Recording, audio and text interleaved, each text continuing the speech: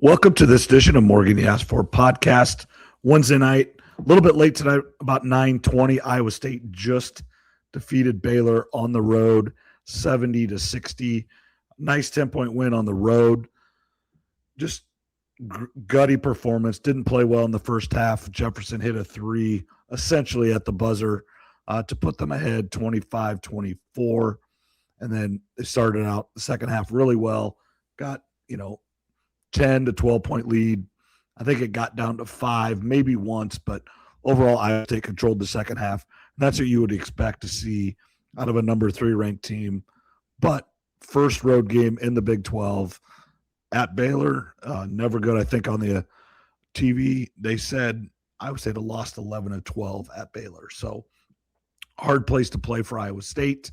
But you go do what you're supposed to do, come out of there with a win, come home for the weekend, and we'll go from there. So want to bring in Trevor. He's still having a little bit of not internet problems, but computer issues and stuff. So no video tonight for him, but he is joining us, and you'll be able to hear him just fine.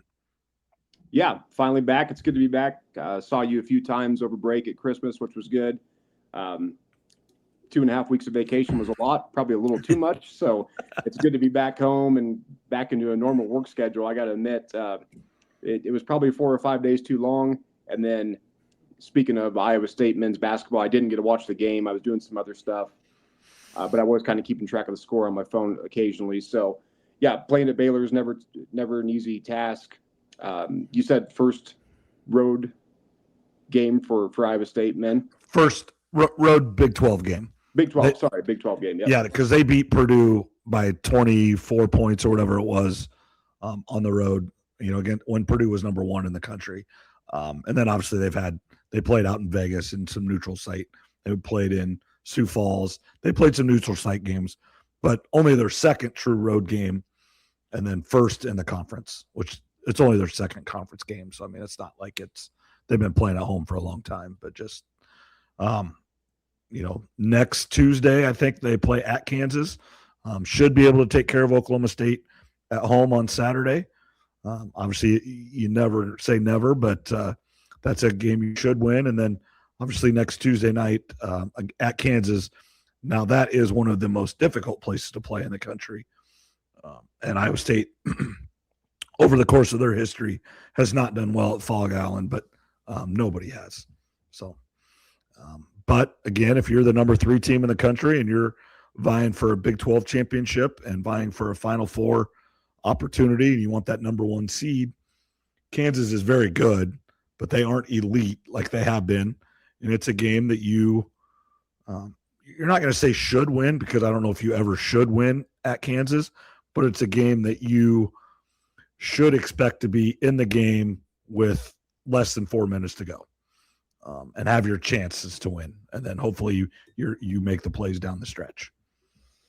Yeah, playing at Kansas is going to be very tough. I know Cody told me they've got an amazing freshman on the team. Yes, and that's a weird deal, but yeah, in itself. But that'll be a player to look out for. But I mean, yeah, anytime in men's, women's, any college sport really, if you can go on the road and get a W, that's always a big thing. Games at home are typically easier, even in professional sports, but it's even tougher in college because these are younger athletes, don't have as much experience traveling. They've got classes to pay attention to and all that other stuff. So anytime you can get a win on the road, conference win, you'll always take that, even if it's ugly. Oh, absolutely. And I don't know if you saw this, but last week, I don't remember after which game it was, but Coach Otzelberger kind of went on a rampage, just a rant about how his team had the highest GPA it's ever had. Joshua Jefferson had his highest GPA. They're good in the community. And I think it was, especially tonight playing Baylor, they have that kid that got drafted by the NBA and he's back playing in college. Just there's some players that played in the NBA like a month ago that are looking to come back to college. And I don't know all the rules and everything with that, but it's just college still is a setting that kids are there to learn. 18 to 20. I'm just going to say 18 to 24-year-olds now. But we're getting farther and farther away from what the focus of it is. But when money is involved, this is what happens. And the courts are now involved. So the rules are just non-existent because somebody will sue them and everybody gets an injunction and they can play till it gets solved, and it can't be solved. So what's happening is the NCAA is just stepping back. Now this is football, this is basketball, it's everything. NCAA is just stepping back, and they truly are waiting for the government to step in, which we all know how fast and efficient the government is. So it's going to get taken care of real soon. Yeah, real soon. Maybe in a couple years after it gets even worse. So right. Yeah, it's a mess, as all of us know at this point in time. I think most people are going to be rooting against Baylor all year with that kid being on the team, having played in the NBA and all that type of stuff. That's just common sense. Like, that shouldn't happen. Players getting paid in college is a different story, but a guy going pro and then coming back, nobody wants that. But right now, I guess you can do it. So and Iowa State's not innocent in this. They've got a kid on their team that's 21 years old that's a freshman that played professional ball in Europe. Now he's from Germany, and he was never drafted by the NBA. So those are a little bit different. But overall, he got paid to play basketball. Of course, so is everybody else on the team.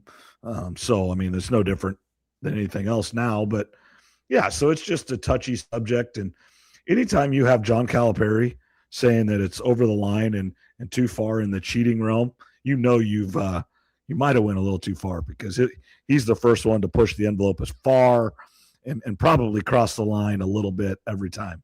If he thinks it's too far, it's probably too far.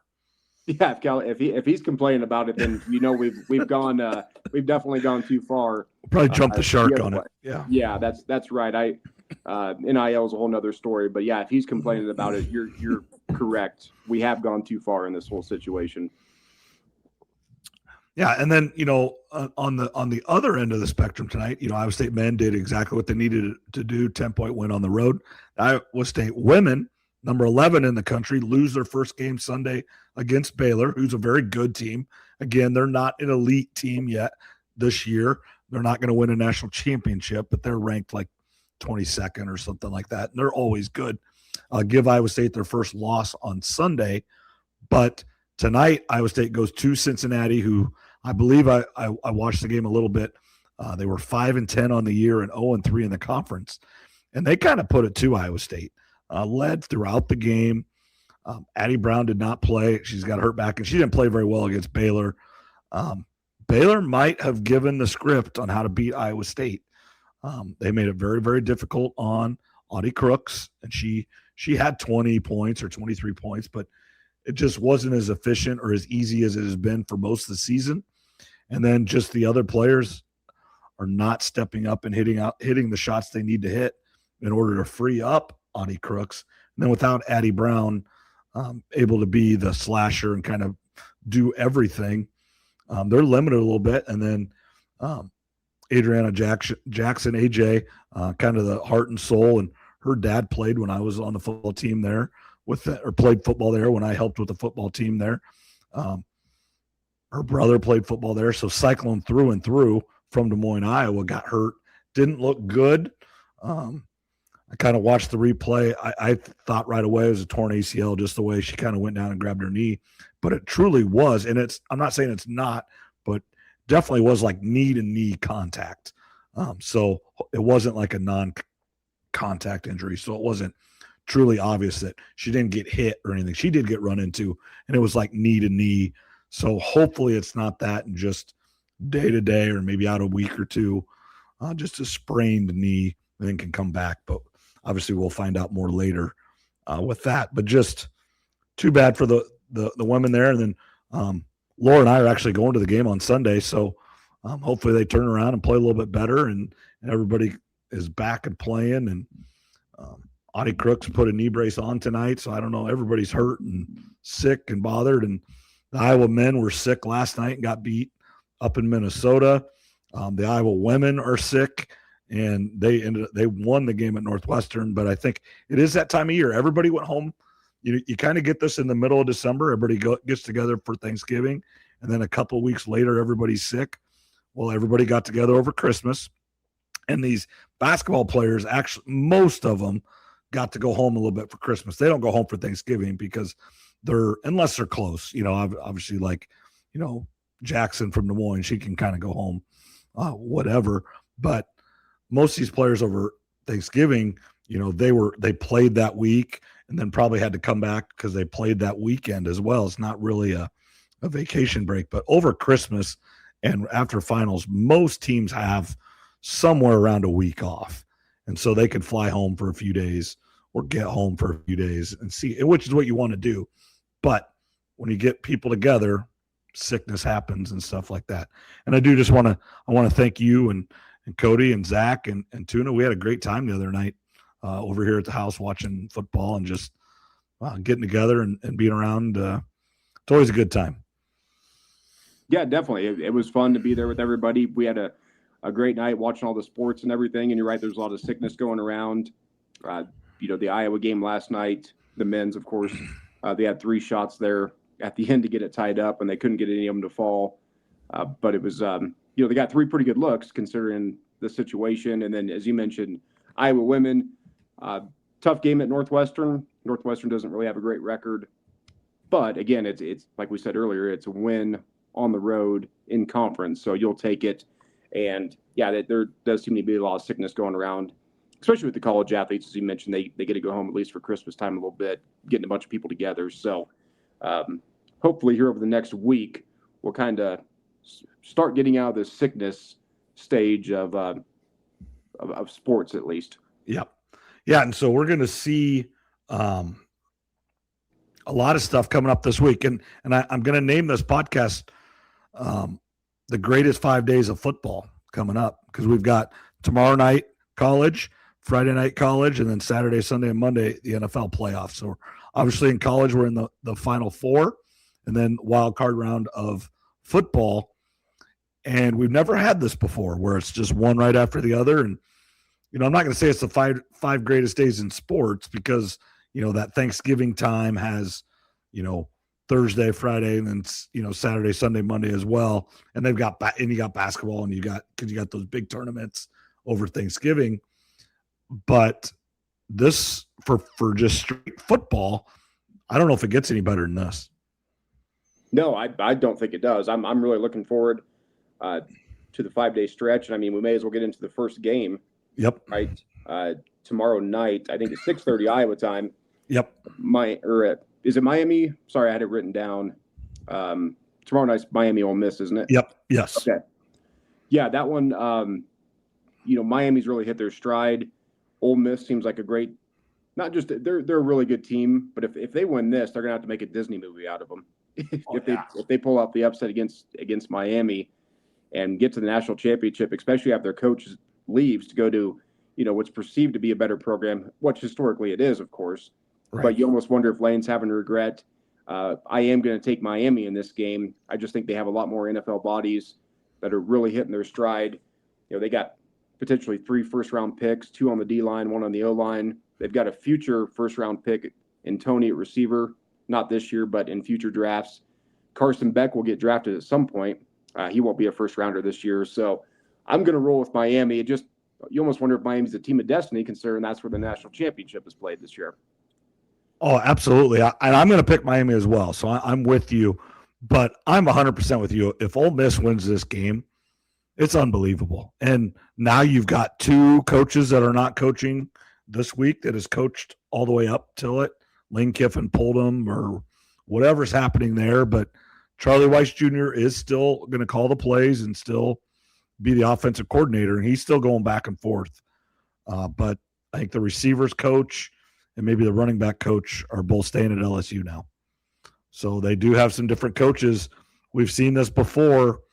Lane Kiffin himself kind of got told you're done going into the championship game when he was at Alabama, and they brought in Sarkisian, who obviously knew what was going on, and proven himself.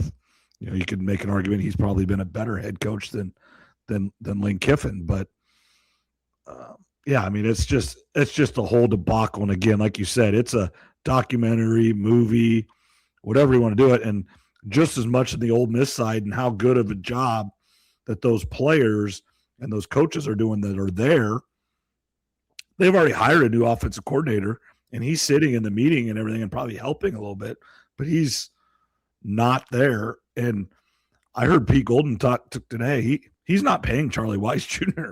LSU is paying him, and it's a weird deal. And, the longer this goes, the more it gets talked about, but this calendar has to change. And I think there is some true sentiment, and I think there are a lot of people understanding how silly this is.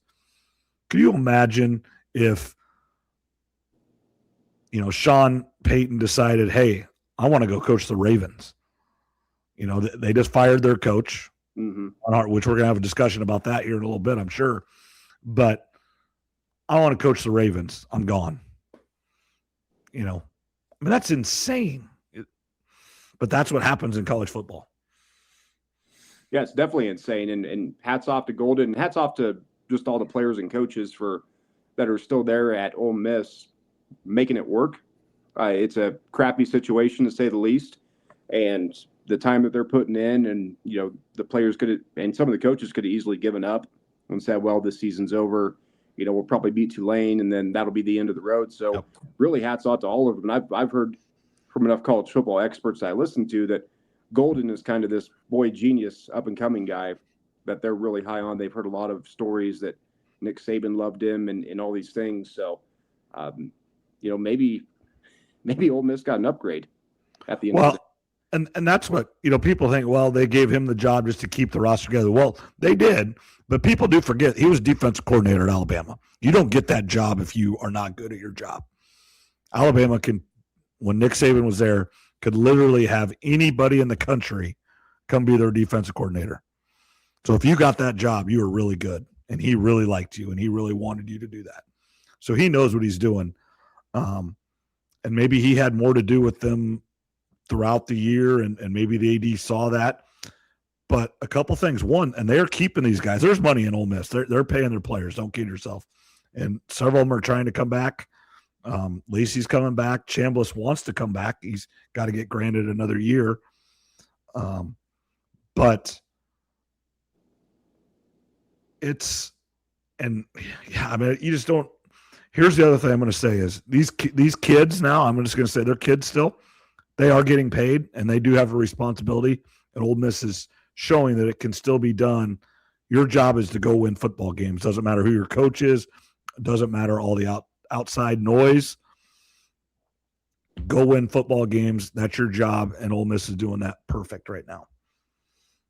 Yeah, like I said, it's a testament to all the players and coaches that are still there trying to make it work through a really difficult situation. So I'll be happy no matter what team wins, I'll be happy, because if obviously Miami wins, that's just going to irritate Notre Dame fans even more.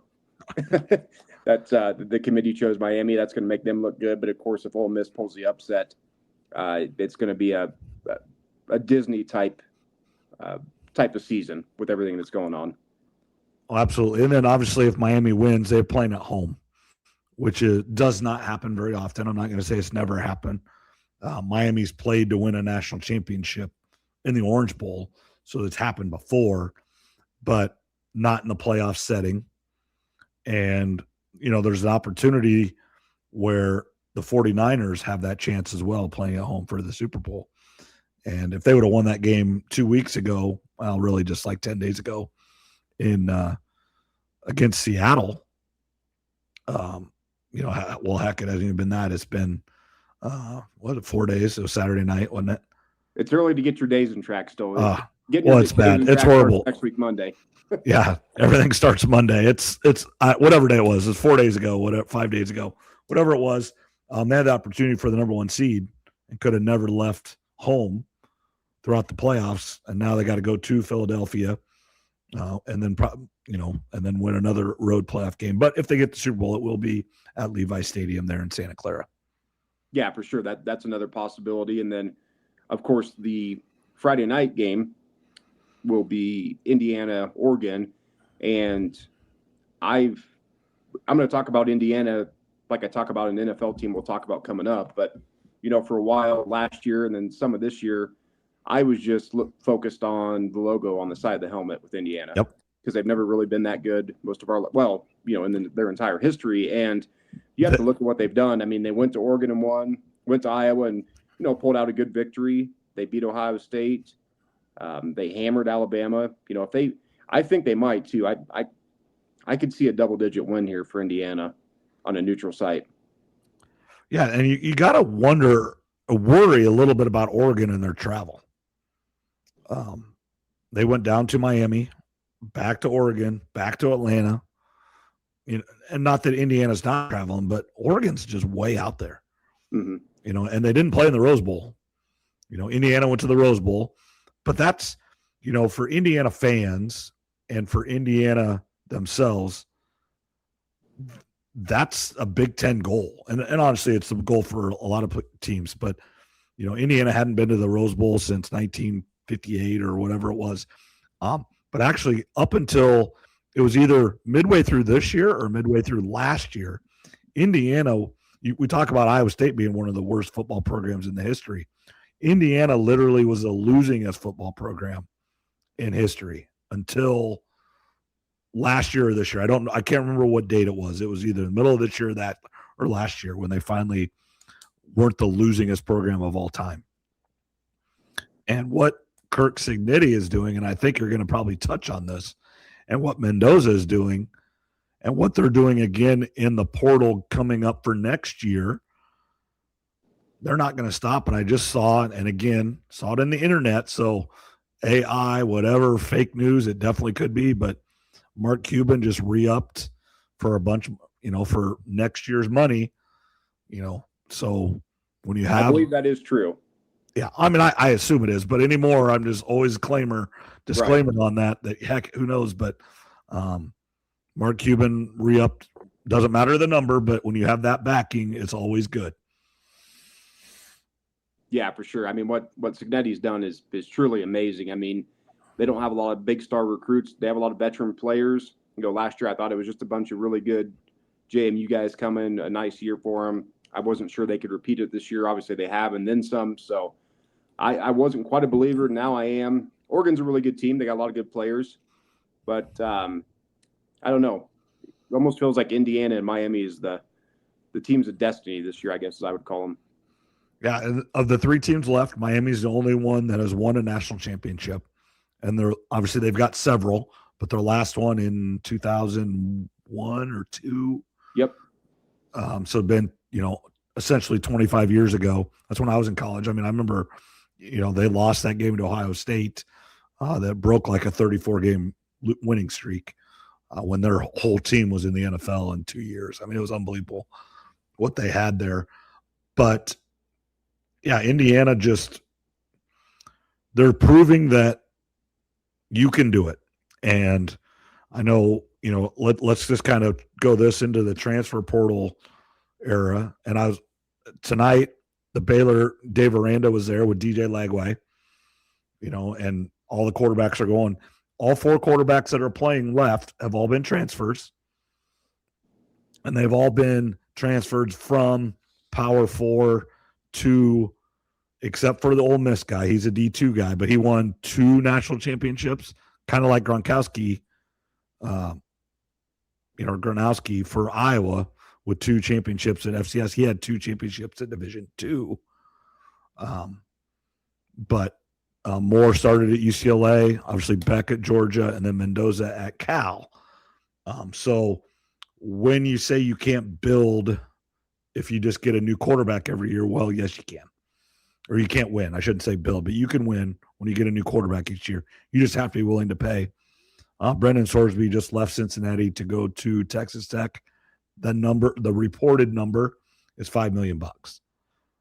That's more money than Shedeur Sanders got in his first contract in the NFL. Not this year, contract, which would have been very similar to what Brock Purdy got. I mean, the joke was Purdy for his first 5 years was getting $100 million a year.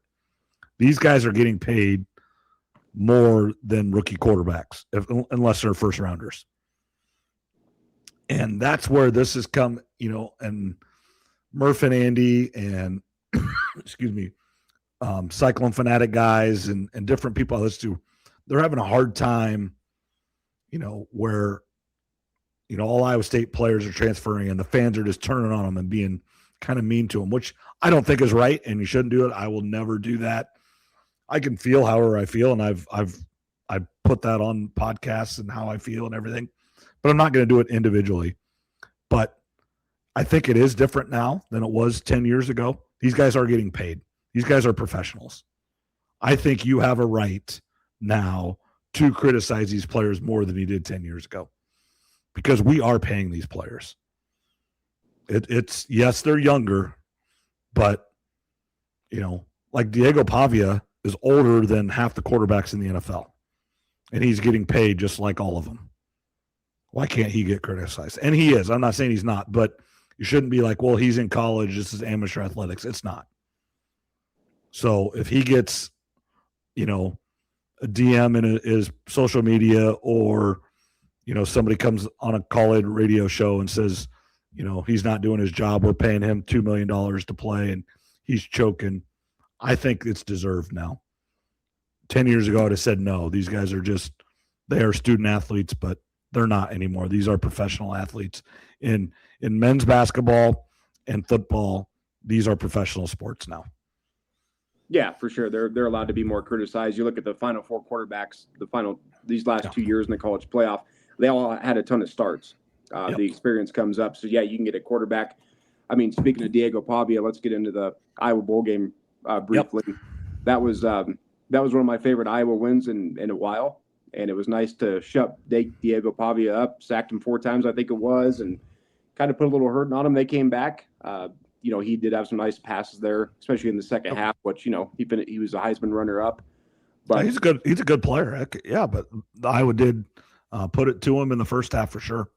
Yeah, and, Diego's comments about you only need to score 7 to beat Iowa, and that kind of overshadowed some things, but also hats off to Clark Lee and Vanderbilt. They only had one opt-out. Iowa didn't have any. Good on both teams to go play a bowl game. Absolutely, and that's what you want to see, and that's another thing that we're paying these players, and it needs to be in their contracts. These guys are all signing contracts. Heck, you're seeing now where I'm re-signing with my school that I'm already at because it's a new negotiation. You have a different contract this year. That needs to be part of the deal. Every game that your team plays, you need to play unless you're hurt. I mean, obviously injuries happen. It's okay, but that needs to be in the contract. And then the other thing, these contracts, this is going to take a little bit longer, but just like coaches' contracts, and we're going to get into, Penn State should be paying Iowa State to sign Rocco Becht. Just you have if you leave and the school that takes you, just like, Penn State had to pay or Iowa State or whoever had to pay it. I mean, it was only like $400,000, which that's a whole different argument. But if it's $50,000, whatever it is, you got to pay it back. Whether the school pays it or the player, that doesn't matter to me. That's up to them. Just like, Iowa State had to pay Washington State to get Jimmy Rogers. And we should have to pay all the Washington State players to come to us and all the others. If that's happening, it just needs to be in the contract. And that might limit it a little bit, or give you an incentive to stay more. It shouldn't limit it, but it should just give you an incentive to stay. I'd like to see those in contracts as well. Yeah, that'd be a good way to do it. If another team takes you, they have to do your buyout, call it, and the contract you sign can be 1 year. That's fine, but your contract is only for 12 games, and then extra games after that. Like if you're a quarterback, if you make the playoff, you get incentivized X amount of dollars per win if you play. Things of that nature, but that's going to take some time. But it can't be, the Washington quarterback signed a new deal and then 3 days later enter the transfer portal. You can't really have that. So they've got to get something in writing where, you're locked in for a year. If you leave, you forfeit the money, or if another team takes you, they do the buyout to the school. So that school gets their money back, as you mentioned. And there definitely has to be some guidelines put into place where you can't sign a contract and then 3 days later say, well, I'm going to go in the portal. The NFL, it doesn't work that way. I mean, you never see, or at least not with repercussions, right, without repercussions. Trade or something, but you're going to lose a lot of money or something's going to happen. So, yeah, it's the Wild West. It's got to get cleaned up a little bit, or more than a little bit. Yeah, but here's what we all are still going to do. If you're a college football fan, what are you going to do tomorrow night? Yeah, I'm going to watch. You're going to watch. And what are you going to do on Friday night? You're going to watch. And what are you going to do next, the Monday, the 19th, whatever day? I think it's the 19th, the championship. What are you going to do? We're going to watch. And next September, or late August, what are we going to do? We're going to watch. And, I can complain and moan about all this, but guess what I'm going to do? That first home game for Iowa State. I'm going to be in the stands. I'm going to be cheering for the Cyclones. Now, I do think that it's getting more and more, and basketball has been this way for a few years, but now it's becoming football. You don't get attached to the coaches and players anymore. I think Iowa State has learned this now. We've been isolated from this, and Iowa has been isolated from this with only, 2 coaches in 50 years. Kirk Ferentz is your guy. Matt Campbell was our guy. When this stuff happens, Rocco was our quarterback. Well, not anymore. He's out. We are Cyclone fans. And then whenever Kirk Ferentz retires or moves on, whatever he decides to do, which I'm sure he's just going to retire, and it could happen at any time. This is going to, if they hire within, it probably won't be as bad. But if they go outside and go hire someone without direct Iowa ties or no Iowa ties, the same thing's going to happen to the Hawkeyes. And you're going to be like, these guys were our guys, when Jackson, Cooper, he doesn't, he's playing for the Hawkeyes in 2 years, and then new coach comes in and he gets a transfer portal, Cooper DeJean's brother, Jackson DeJean. That's kind of hard to say, but and he transfers and goes to Nebraska or whatever. He's no longer a Hawkeye, even though he's a brother of a Hawkeye great, and he played for the Hawks, but he's no longer a Hawkeye, and that's just how it's going to be. And you're not going to get, I think, in the bookstore, we've Iowa State signed 30 guys, and they're going to try to put names on the back of a lot of these guys. Iowa State fans aren't going to buy them. We all saw the Bramer jersey and the Rocco jerseys opened up this Christmas. That's done at Iowa State. I truly believe the fans are going to rebel against that, and they just aren't going to buy player jerseys anymore. They'll buy number 18. They'll buy it'll go back to pre-NIL where you bought, Seneca Wallace's jersey 15 or Brock Purdy's jersey 15, but it didn't say Purdy on the back because he couldn't get any money. It's going to go back to that at Iowa State. I truly believe that. They, whatever number Jalen Reno or whatever, however you say his name for sure, whatever number he is, you're not going to put his last name on the back, and Iowa State fans aren't going to buy it. You can get his number, but you're not going to put the name on the back. That's just the reality of Iowa State football now. Yeah, that's probably true for Iowa State fans. You can go buy an old Brock Purdy jersey or something like that. Nick Wallace, as you mentioned, fans will buy that just so they have a jersey to wear, but they're not going to buy the new ones with the one and done type players that we are in now. And yeah, going with Kirk, 27 years. I think that win over Vandy, I think that buys him. I think he's going to try to get to year 30, which, given the improvement of the offense under Tim Lester, I'm okay with it right now. We'll see the next quarterback how they do, of course. Time will tell. But that was a big win for Kirk, and that's one thing that can't be understated, and even I'm guilty of it. I watched a tribute video on Kirk the other night where a lot of college coaches, players, and NFL players were talking about the good thing about Iowa is nothing really changes there. So the messaging doesn't change, the schedule, the practices, weightlifting, nutrition. Everybody kind of knows what they're supposed to do because it's been so long. And you look at all these other college programs that change coaches every 3 or 4 years, and all that stuff changes, in a short time frame, where at Iowa it doesn't. So, yeah, hopefully Iowa, ideally could hire from within. Maybe LeVar Woods comes back or whoever. He's obviously going to Michigan State, which, I think that might be a good learning experience for him. But whoever takes next over for Iowa, whenever Kirk does retire, it's going to be a little bit of a nervous transition.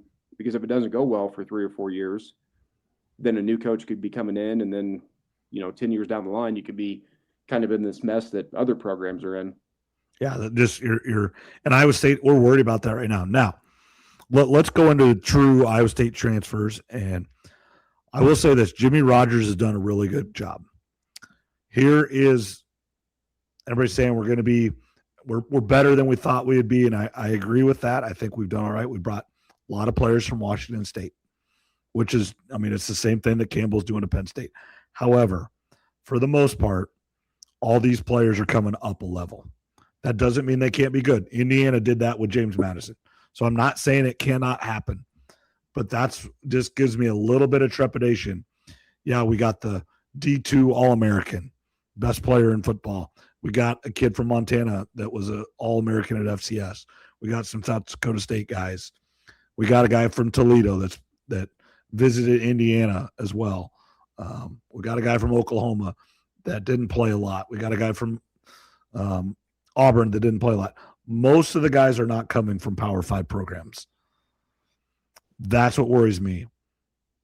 You know, Iowa State players are all going to Penn State. I would say that's a step up in competition. Abu Sama went to Wisconsin. That he didn't go down a level.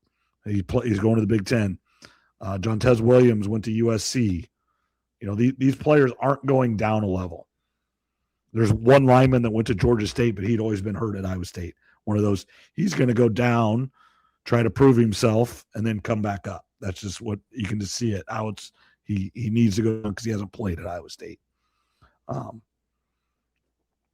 But that doesn't mean these guys aren't good football players. It's just number one, they're cheaper. That's the number one thing. We're not in. Brendan Sorsby he's not coming to Iowa State, and I don't think he should, because Iowa State shouldn't spend $5 million on a quarterback.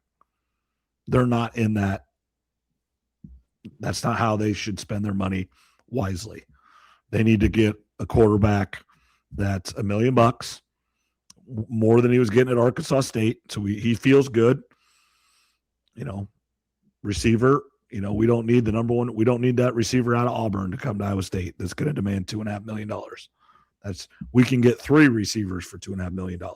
That's what we need to do. We got to play money ball, and we've talked about that. Iowa State. Now, the other thing that has happened, and it wasn't great seeing 50 players leave. However, what did happen, and I heard this today on Williams and Bloom, Cyclone Fanatic guys, that Iowa State is spending $13 to $14 million on their football. Well, the last staff, Campbell's staff, had saved from last year that didn't spend their entire allotment for $2 million for retention bonuses. It was going to take a little bit more money to keep Rocco, to keep Bramer, to keep Hansen, to keep Burkle. You know, they knew those guys were they were going to give them all, you know, $500,000 for staying, you know. Well, those guys all left, so all that money's freed up. So literally they have the entire NIL allotment to pay.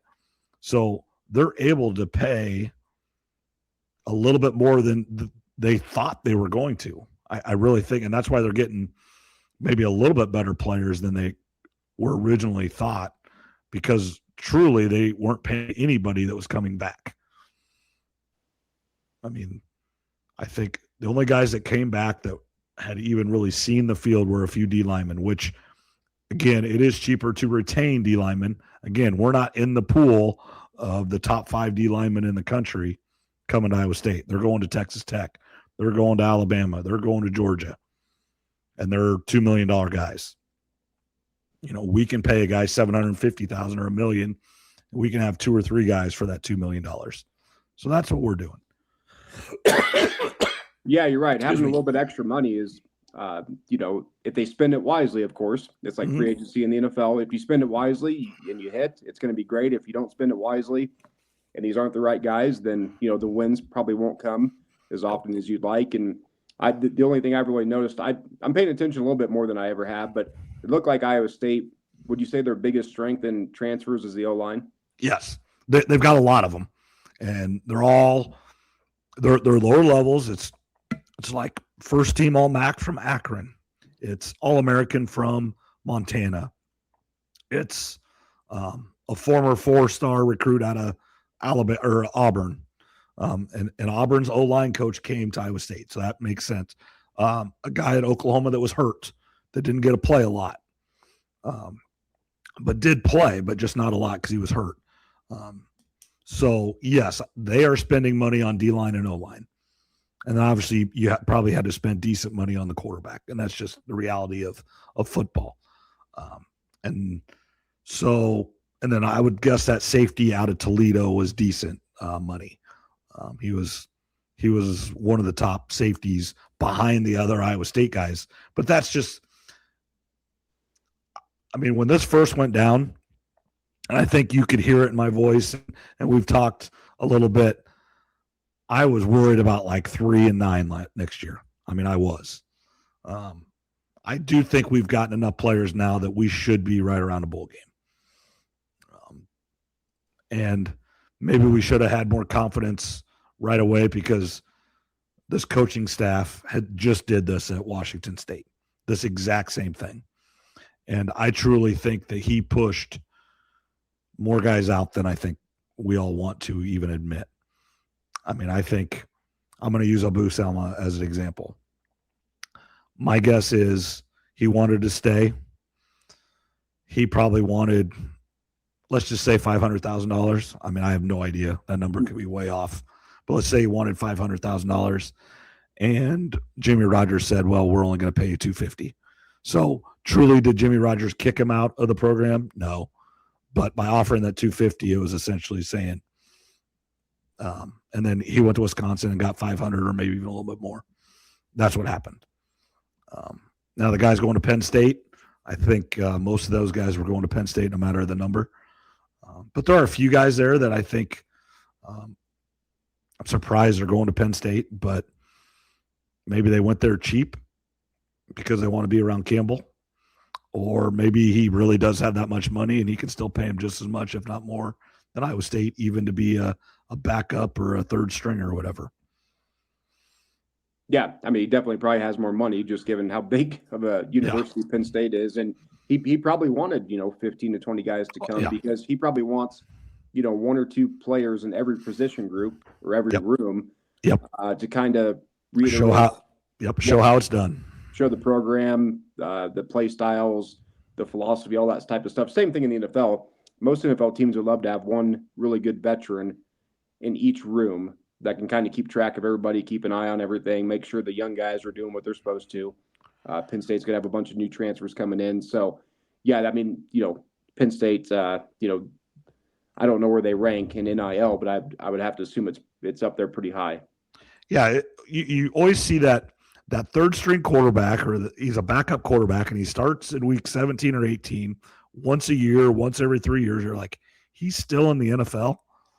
Well, it's because he does everything right. And essentially, he's a coach on the field. That's really what he is. He's a coach that can work with the quarterbacks and make sure, like just exactly what you said. A receiver is another one, or a safety. You get inside and linemen, they just can't stick around. It's not worth your money to keep old linemen. But some of those that aren't as physical, just keep one guy that can play a little bit of special teams on defense, or safety a little bit, or especially quarterbacks. Just keep that one guy around that essentially a coach on the field, and all of a sudden you look up and he's got a 12-year NFL career with 12 starts. I mean, it's just those guys that just hang around.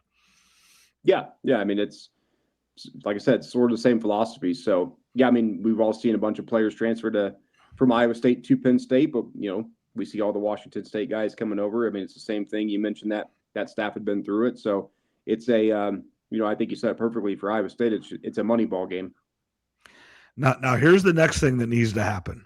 So give it about another week. The portal's still open, but I think it's going to start slowing down because you needed to get your priority guys needed to come right away. But now players should be getting cheaper because there's less and less spots, and then obviously there's less and less money. Now everybody's budget is different, which that's a different argument, but everybody has less money today than they did on January 2nd. That's just reality.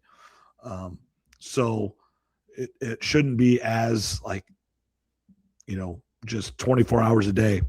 The next thing Iowa State needs to do is to get Jimmy Rogers and some of these players that are here in front of the media and in front of people to get to know them, because we don't know any of them. We've seen Jimmy Rogers 2 times, the press conference, and then when he's, beat the effing Hawks. Those are the 2 times we've seen him. He needs to get, I think he needs to get in front of Keith Murphy and get on an interview and be on WHO TV and on their podcast. And he needs to get with Chris Williams and do the same thing. Hour-long podcast or interview. Channel 13 is obviously not going to put an hour-long interview on TV, but they could put it on their internet site. And then obviously he could put it on their podcast. But some things like that. And then, if he wants to do a Des Moines Register interview, so he has a nice, article for them. And then same thing. I would do it out east. I know the other teams over there, but have a Cedar Rapids guy or a Quad City guy do it as well. And probably out west, a Council Bluffs and a Sioux City guy do it as well. You got to hit this whole state. With him being at South Dakota State for so long, you would think you would have some relationships in Sioux City. So that's the next step for Iowa State football, is to bring these players and coaches in front of people to get to know them, because we knew Matt Campbell. We knew Rocco Beck. We knew Ben Bramer. We knew Gabe Burkle. Most of these players are not from Iowa.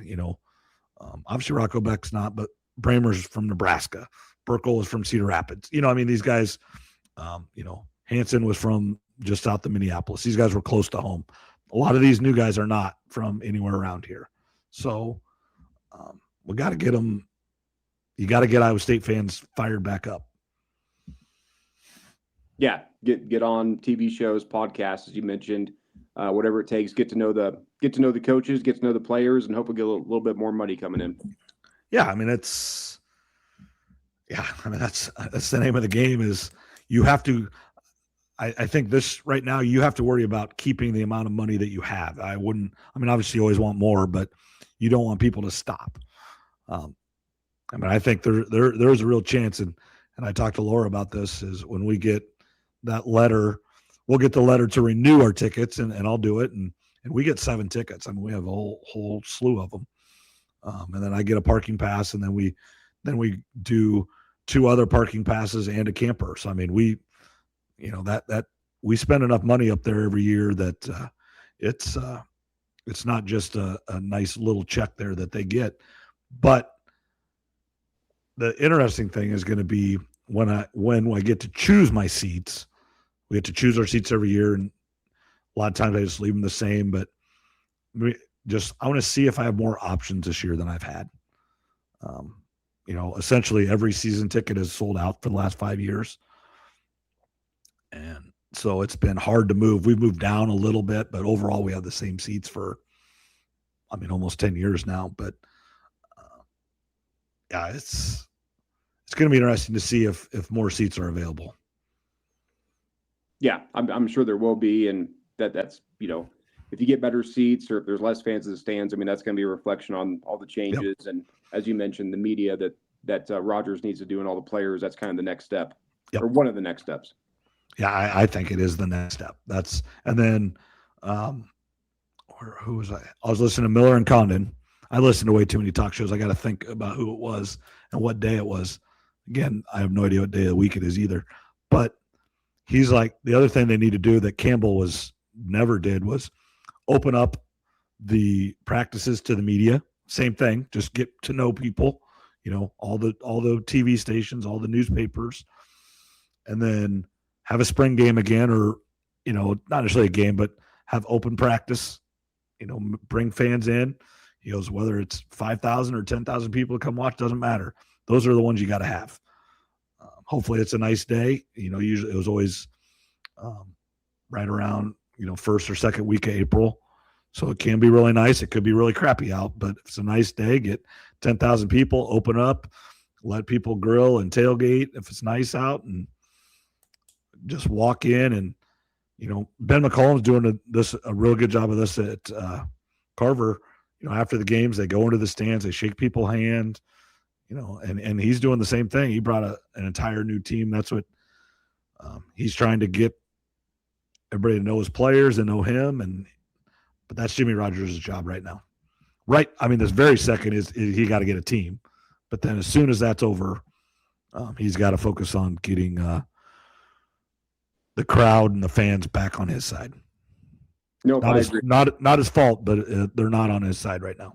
Nope, I agree. You got to build the roster first. I mean, that goes before any media stuff, and then comes the media and the fans and everything that you spoke about. Yeah, because I mean, right or wrong, next year we could not know him and we could know nothing about his players. But if he goes 10-2, nobody will care. But if he goes 2-10, we'll all care. Yeah, it's all about the wins and losses, especially if you don't know the players or coaches that well. If you know them, it gives you a little bit of grace.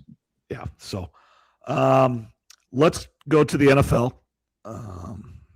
playoffs this week. No super surprise. I mean, really, the only super surprise was the Ravens missing the kick to go to the playoffs, and you feel horrible for the guy. Just absolute horrible. Rookie, correct? Yep. Hadn't missed from that distance. And then obviously, I mean, we're going to talk about it cost Harbaugh his job. Now, I really don't think that cost him his job. Everything I read, and I'm sure you read the same thing, is the GM/organization wanted him to fire his offensive coordinator, and he said no, so they fired him. Well, it was a little bit more than that. They've had more heartbreaking losses and more blown leads than any team during Harbaugh's era. And even, he's been coaching a long time, so that makes sense. Right. But even over like the last 5 or 10 years, when you could compare it to other coaches that have coached in the same time frame. So from everything I heard, the meetings went really long. And what I would guess is they didn't plan on firing him. But when you're in a meeting for 2, 3, 4 hours and you're talking about all the good and all the bad and you have disagreements, you might come to a point where you just decided it's time for a change. It's sort of like the Andy Reid thing in Philadelphia, a little bit different, of course, but you spend a lot of time somewhere, you have some success, and then it just kind of runs its course. That's what it feels like here, and he's going to be the number one candidate, as he should be, for all the openings and all the openings that are not open right now, which I think there are more than just one. I think there are about 4 or 5. Well, that's what I heard for sure. 7 teams have already contacted him. So that means there's at least one team that hasn't fired their coach, and I would assume that's Miami. But there's probably 5 other teams that will fire their coach tomorrow if they knew they could get Harbaugh. It depends what happens this weekend. Now we're going to get into the weekend games, but three teams stick out to me in the NFL playoffs if they lose. We'll start with Philadelphia. If they lose, if they get embarrassed by San Francisco, Philly's shown they will move off coaches very quickly, that they don't mind doing that. I would also keep an eye on Buffalo if they lose at Jacksonville. This is supposed to sort of be their year. Right. And then one that might surprise people, but the Green Bay Packers. And Matt LaFleur and Gutekunst have not been given contract extensions, so they're going into next season as of right now on a lame duck year.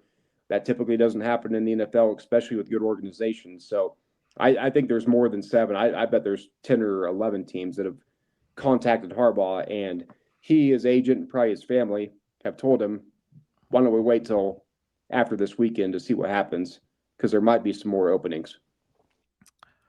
Just teams that are open right now, which one would make the most sense?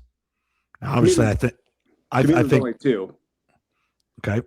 It's the New York Giants, because it looks like they have a potentially a franchise quarterback. Geographically, he's lived out there. He knows the area. And they have a lot of talent, in my opinion. And then the other one, of course, is the Raiders, if he likes Mendoza, because they have the number 1 pick. The Falcons, I would put in 3rd place. And then the other openings, of course, the Falcons don't count because he's not going back. Or, the Ravens don't count because they're not going back there. Yep. To me, the Browns, the Cardinals, and the Titans, no chance. Don't go to those places. Does the Titans intrigue anybody?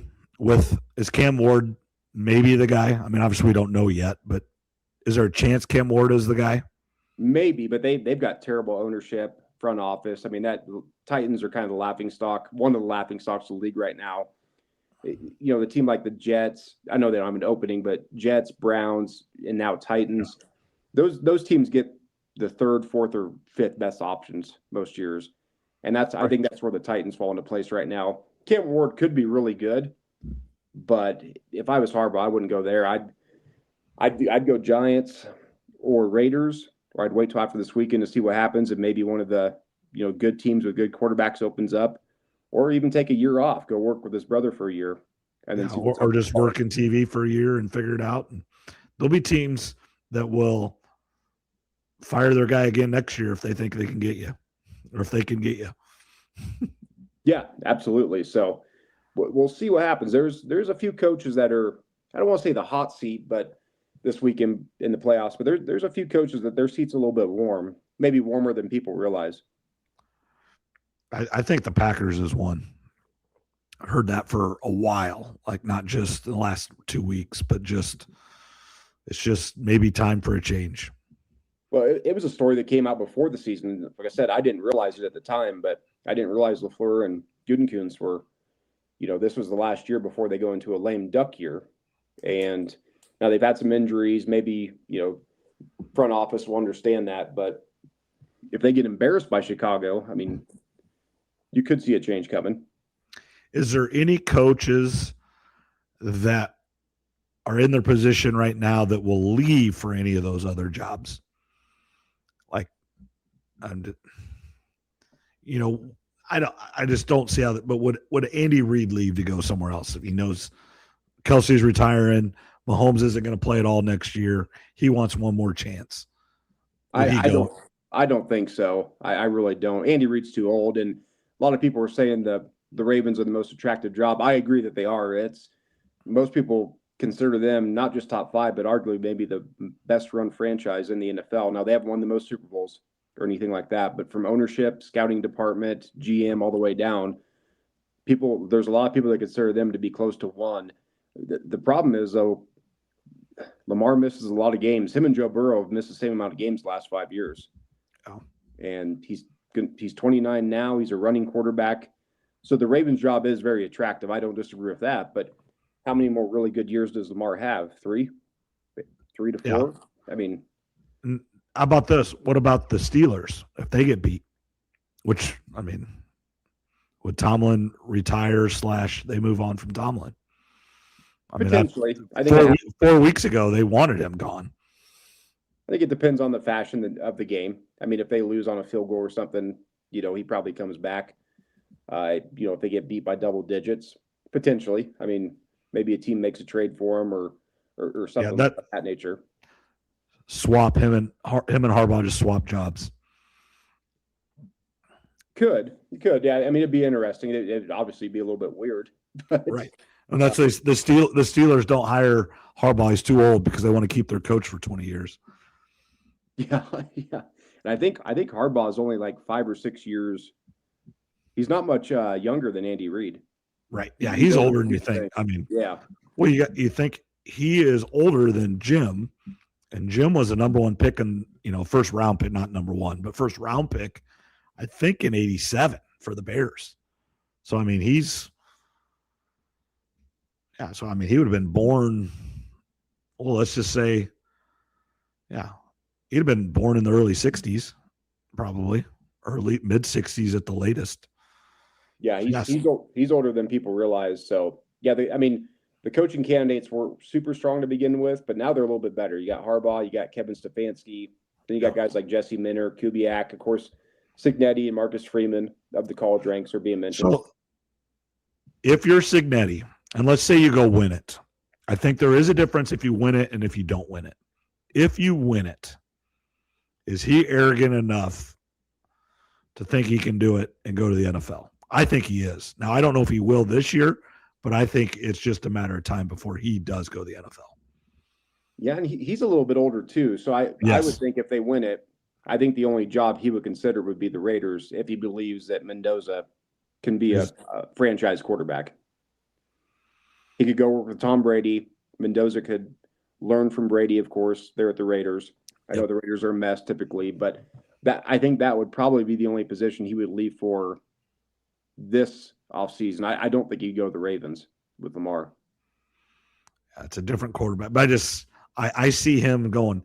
Now, here's the other thing. Is there any chance a Ryan Day goes? He won his national championship. A little bit of sour taste in your mouth this year. But, just to get out before it gets out. Now, I do think he's going to have a top 5 team every year, but that's not good enough at Ohio State. Yeah, I know he finally beat Michigan, then losing the playoffs. Now it's a wash, basically. So right, yeah. I don't know. I don't know if Ryan, these NFL teams are a little bit leery of hiring college coaches, which I understand. That there's a different game, especially if you're not experienced. I mean, I don't think he would get any of the top jobs, so he'd have to leave for like the Browns, the Titans, and the Cardinals, and you're destined to probably fail at those places. I do think now. It didn't necessarily go. I do think he was in the NFL with Chip Kelly. Now, that wasn't very long, but I do think he was with Chip Kelly in the NFL for a couple of years. Now, I don't know I don't think he was like the coordinator or anything, but I think he was quarterback's coach or, receivers coach, something. I do. So I think he was in the NFL. Now, obviously, he's been a college guy most of his career. Signetti, I don't think has ever been in the NFL. Marcus Freeman, I don't know. I still think he's in play. I know he said he's coming back, but if the right team, the Ravens opening changes everything. I mean, I do think that. And if the Steelers, I could see the Steelers going hard after Marcus Freeman if they move on from Tomlin. Oh, because he fits right into what the Steelers want. Guy that can be there for 20 years, young guy, energetic. He is Mike Tomlin Jr. Yeah, absolutely. And going back to the Ravens real quick, jobs like that don't open very often. This is definitely the best opening since the Packers had Rodgers and LaFleur went there. Typically the openings are bad teams for a reason. Yeah. It's not rocket science. It's not very often where you get a team with a Hall of Fame level quarterback in their prime or toward the end of their prime, which the Packers were and the Ravens are currently. So, and well-run organizations, very respected. So, these jobs don't come open very often. I'm sure there's a lot of coaches out there that are, maybe in current positions that are maybe even thinking about going there if they could. Yeah, just some kind of mediocre teams. Yeah, coaches.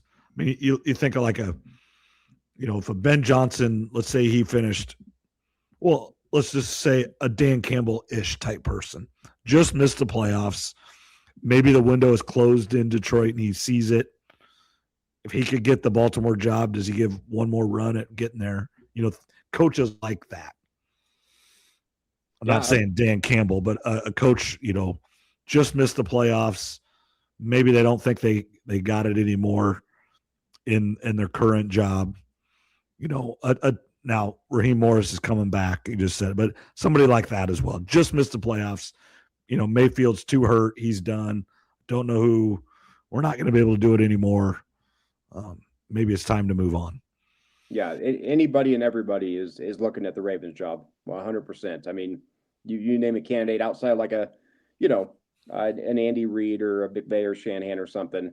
But besides those top 4 or 5 guys, I'm sure everybody's kind of thinking about it in the back of their mind. Yeah.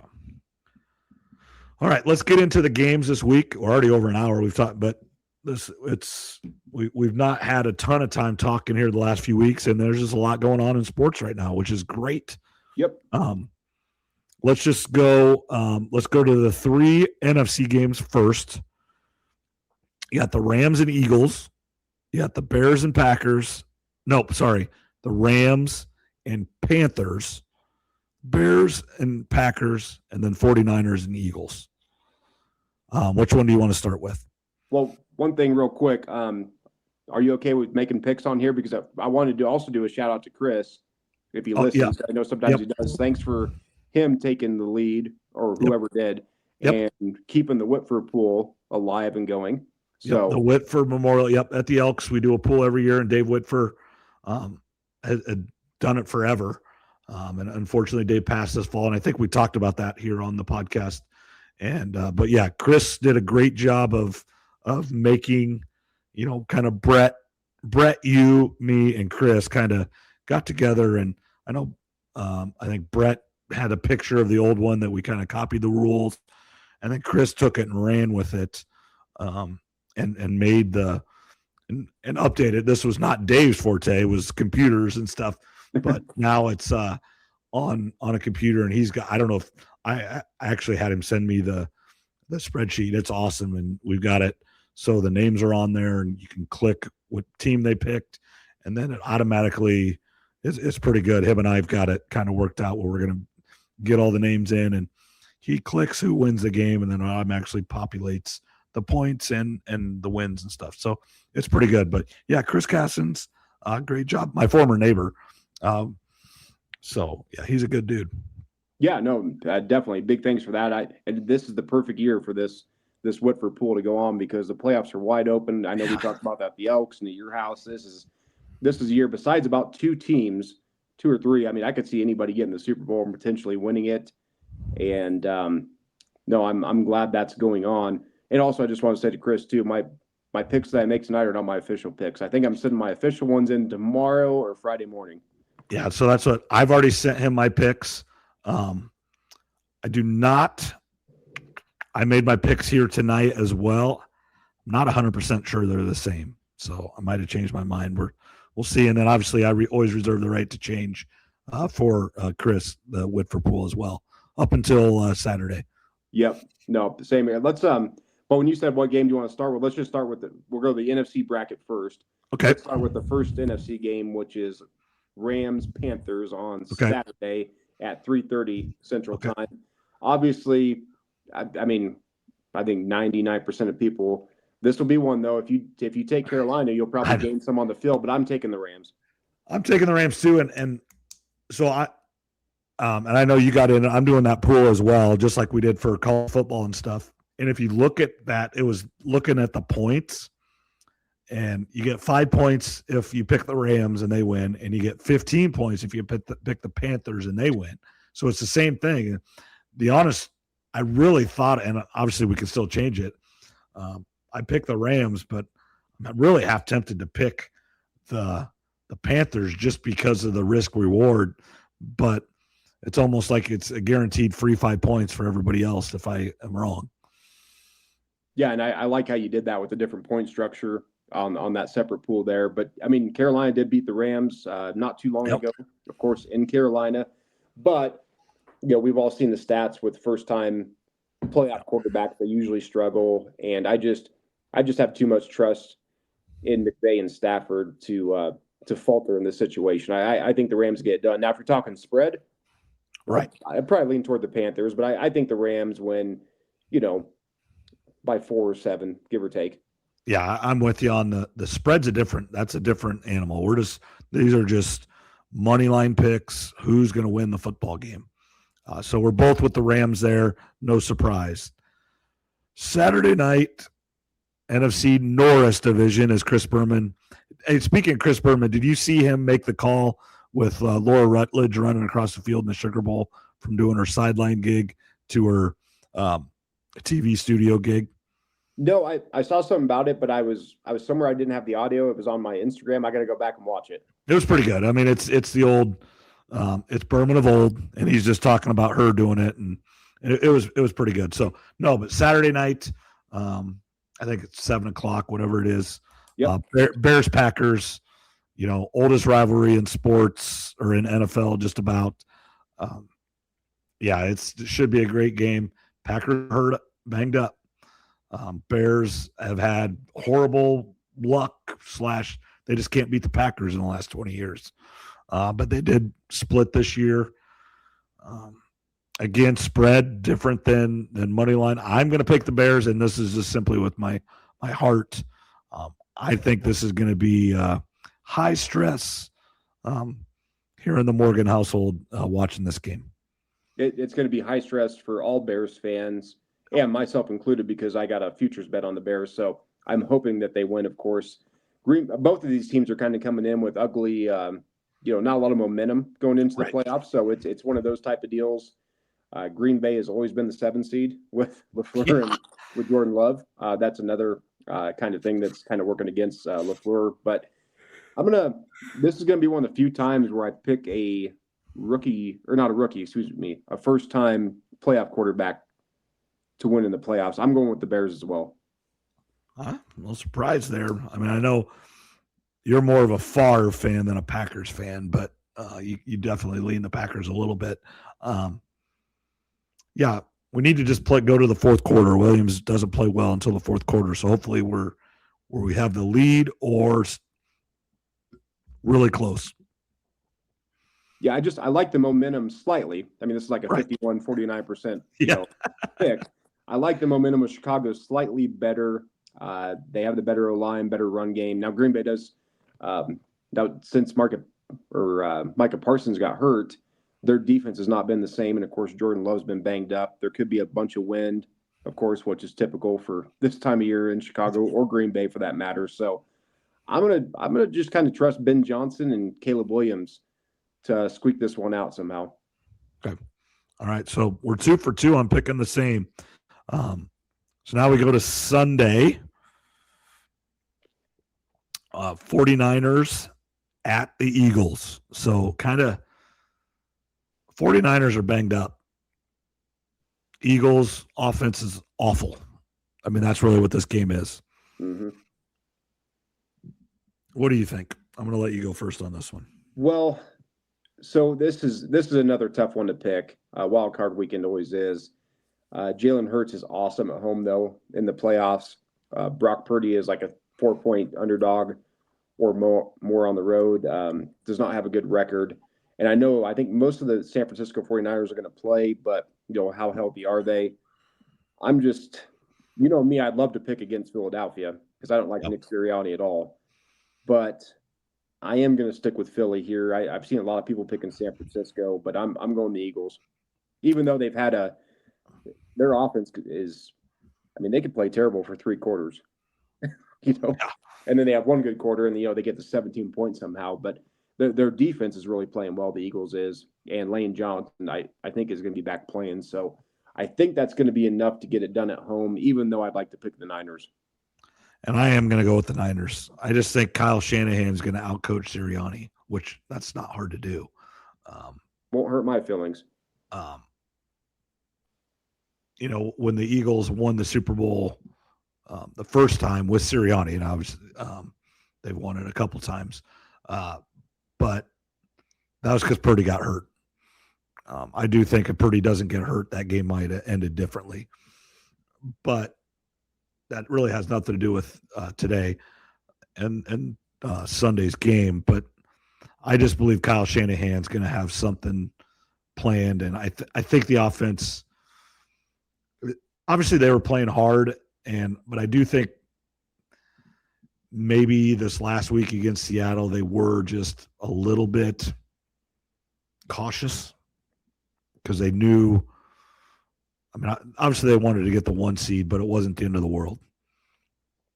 And they needed to get a little healthier, and hopefully they're as healthy as they're going to be, and cross-country trip won't kill them. Hopefully Kittle and Purdy can get it done. Yeah, I'm looking at it right now. I don't know. McCaffrey's looked like he's just kind of getting worn down. They've used him a ton this season. That worries me a little bit in this game. But I won't be surprised either way. This was a tough one for me. I really wanted to pick San Francisco, but I am going to go with the Eagles here, even though their team has just been goofy all year, it feels like. Yeah, I mean it's obviously now this is we can get a Purdy Iowa State jersey because he's a Cyclone forever.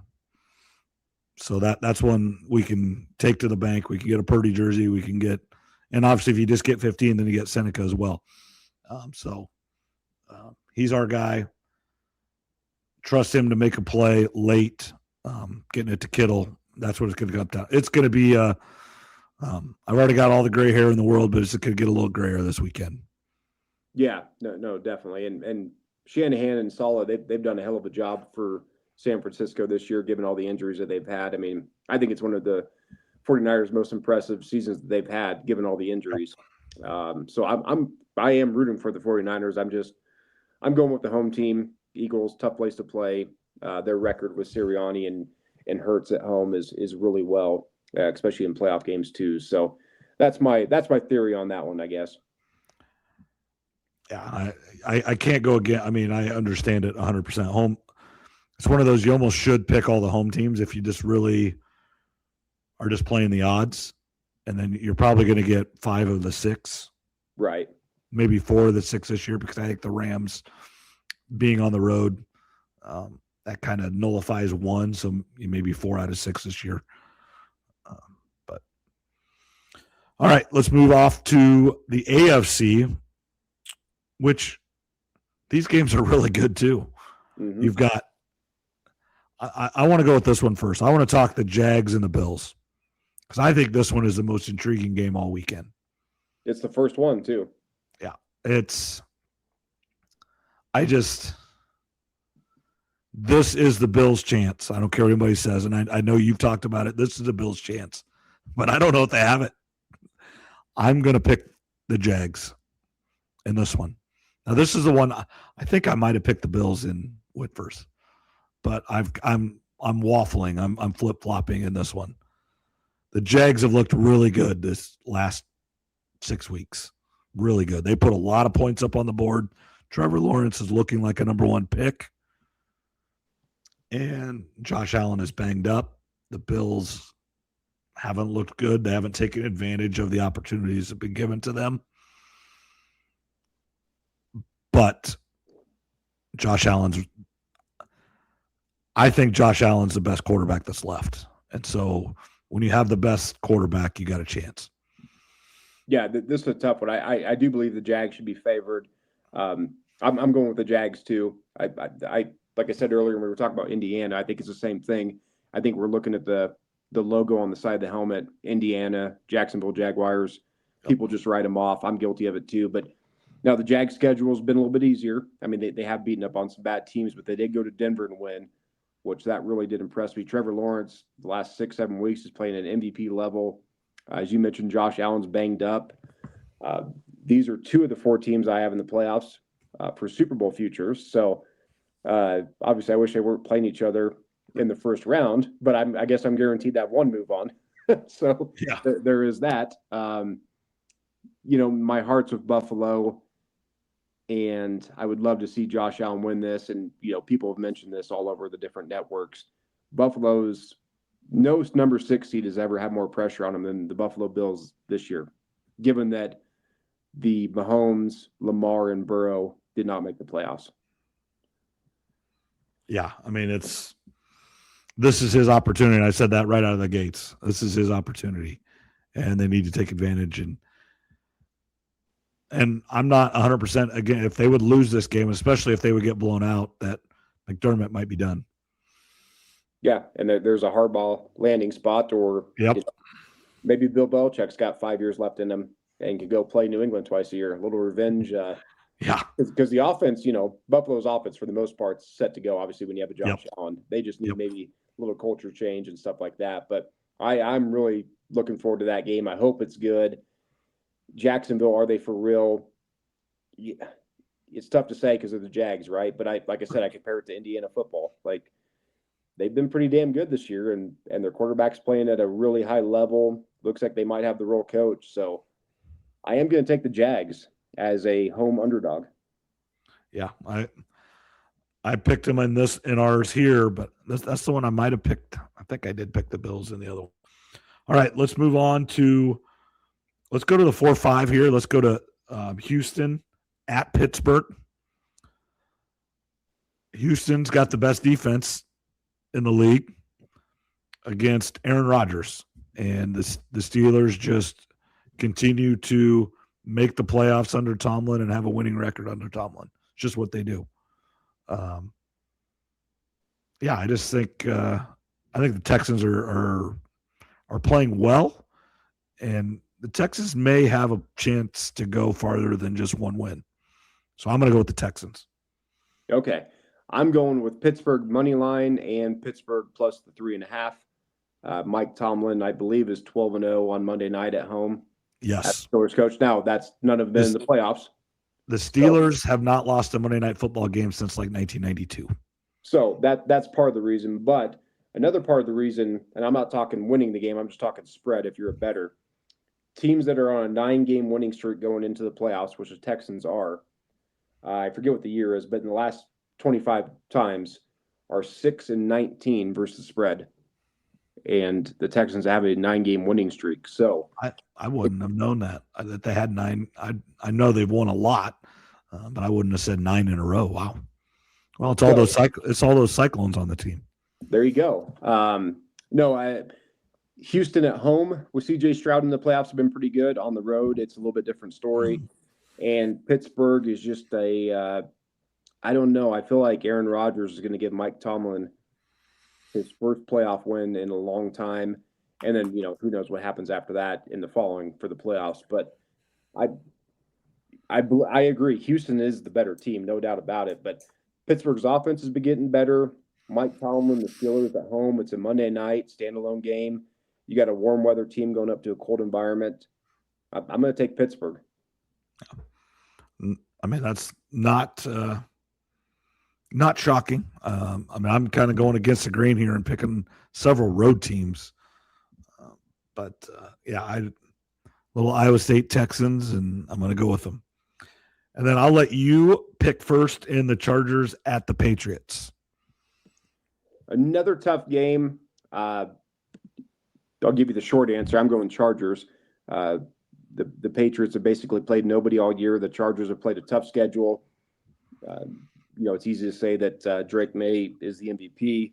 I think that's a little bit ridiculous. I think Stafford's clearly the MVP. More touchdowns, more passing yards, tougher division, all that type of stuff. But set that aside. The Patriots have played the easiest schedule in the league. The Chargers have overcome a lot this year. All their offensive line injuries, and it's the second year of Harbaugh and Herbert, who you and I both like. And I'm going to, again, it's Drake May's first time in the playoffs. And I forget what the exact record is. I know I picked Caleb, but I'm going to go against conventional wisdom here, maybe, since New England's favored, but I'm going to take the Chargers on the road. I'm going to go with the Patriots, but I'm leery. This is Drake May scares me, and just now here's the one thing that Vrabel's been there, done this. More than like Ben Johnson and the Bears. So that is the one thing that makes me a little bit more. Yes. Yeah. So they've done this before. As a head coach, as an assistant coach, won Super Bowls. Players, Vrabel obviously won some as a player as well. But yeah, I'm going to go with the Patriots. I do think there is something to the culture there in Patriots. They know how to win, and I think it will. And then the Chargers just, unfortunately, in the playoffs in the last, and it's not under Harbaugh, but we all remember Herbert having a big lead and blowing it. Yeah, and you and I like him as as much as anybody does, and it's a big game for Herbert too. I mean, I would say the quarterbacks under the most pressure this playoffs is Josh Allen 1, and you could argue Herbert 2, even though he's a 7 seed and his offensive line it's ranked the worst by PFF because they've had all the injuries. New England's pass rush is not very good though, which maybe that evens itself out, call it, and I kind of trust teams that have been battle tested maybe a little bit more. So maybe that's why I'm fading New England here as a number 2 seed. But I think I've got 2 road teams, 1 in 4 home teams. I think you're 3-3, are you? Oh, wait, no, yeah. 1, 2, 3. Yep. 3-3. Yep. Okay, probably so not good. We got some disagreement, which is good, though. Yeah. We've got 3 that we like and 3 that we're different than. I got them wrote down here. So, and then we both like Miami and Indiana, though, right? Yeah, I'm probably tomorrow. I'm probably going to do a little 2-team parlay, Indiana money line and Miami money line to win the games, and I think that pays out. I forget what it was, but I'll check tomorrow. But I'm probably going to throw a little bet on that just so I have some rooting interest in those 2 games, of course. Yeah. So, enjoy these next 5 days. Football is the number of games are getting less and less in a hurry. So we've got, I think the Super Bowl's in a month and a week, maybe. I can't remember. February 8th. I'm flying to Charlotte that morning. So okay, so 1 month. I mean, we've got 1 month of football left from tomorrow. 3 more college football games, and obviously the entire NFL playoffs. But it goes fast. Enjoy it, because when February 15th rolls around, when we have our podcast, we're going to be like, well, now we don't have football to talk about as much. We will still talk about it until August. But yeah, so again, thanks for joining us. We went long, 1 hour 25 tonight, Trev, but that's okay.